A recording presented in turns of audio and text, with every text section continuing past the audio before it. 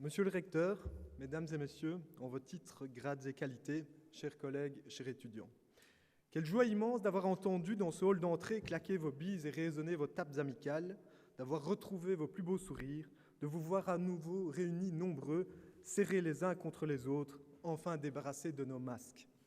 C'est bien évidemment par ces mots que j'aurais sincèrement préféré commencer cette allocution.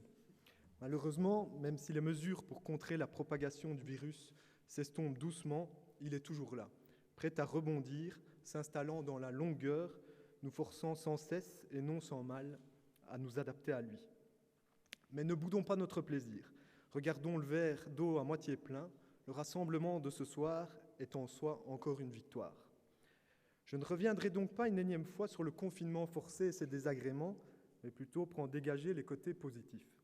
En effet, pendant ces événements, nous avons vu fleurir au sein de notre institution de nombreux actes de solidarité, de collaboration, d'échange, de développement, de synergie, de solutions. La liste est longue. Comme quoi, quelquefois, c'est parfois dans l'adversité que l'homme révèle tout son potentiel.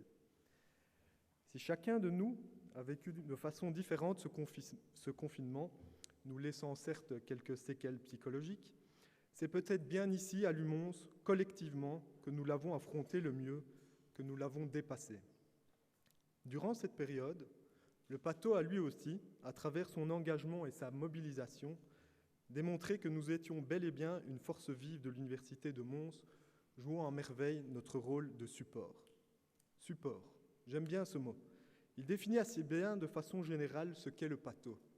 Un support, quelque chose qui est toujours là, à côté de soi, un peu en retrait mais omniprésent, sur lequel on peut compter, s'appuyer, qui nous aide à avancer et surtout à grandir.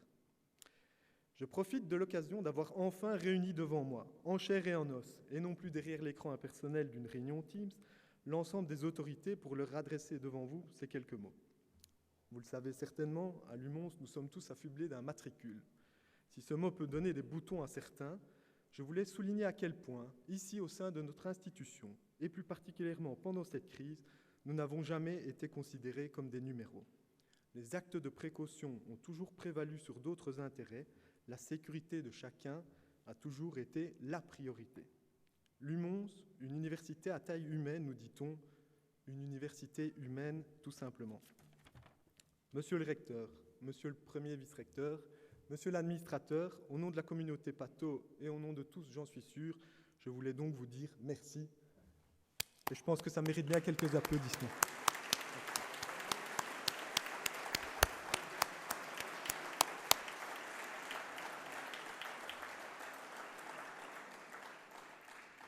C'est aussi l'occasion de remercier ici tous ceux qui, de près ou de loin, ont œuvré et œuvrent encore à l'heure actuelle pour que le déconfinement et ce retour en présentiel se déroulent dans des conditions optimales et exemplaires.